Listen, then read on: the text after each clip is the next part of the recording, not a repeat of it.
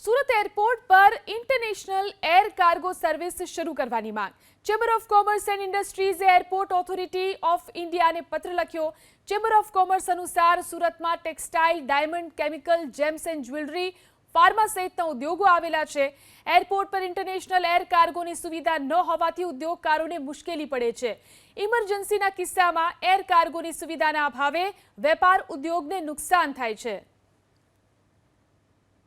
Surat chamber of commerce દ્વારા international air cargo શરૂ કરવા માટે રજૂઆત કરાઈ છે. આપણી સાથે ચેમ્બરના પ્રમુખ છે. શું હતી રજૂઆત અને શા માટે કરવામાં આવી?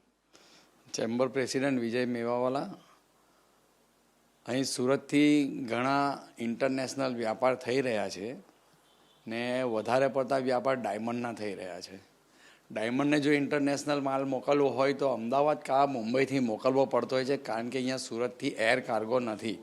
માંથી સુરતથી બોમ્બે જવું કાં અમદાવાદ જવું, અને ડાયમંડના પાર્સલ ઘણા મોંઘા આવતા હોય અને જોખમી હોઈ શકે છે. ભલે વીમો લેવામાં આવતો હોય છે, પરંતુ એ જોખમી પાર્સલ ગુમ થવાની શક્યતા પણ રહેતી હોય છે અને જોખમ વધારે હોય છે.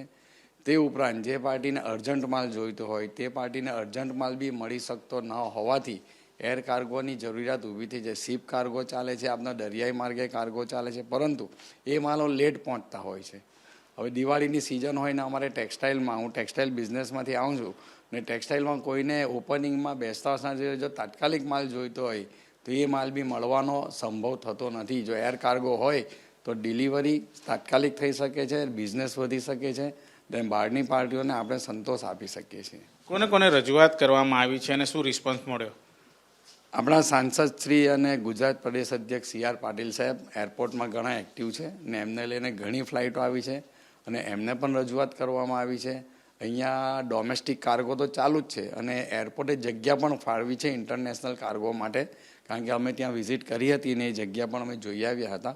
એટલે પાટીલ સાહેબને રજૂઆત કરી છે અને ભારદ્વાજ સાહેબ જે અહીંયા ઇન્ચાર્જ છે એરપોર્ટના, તેમને પણ રજૂઆત કરી છે.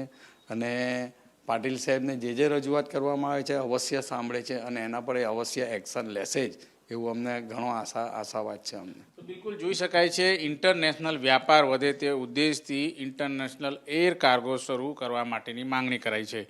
કેમેરામેન રાકેશ પાનવાલા સાથે ધનરાજ બાગલે, ABP અસ્મિતા, સુરત.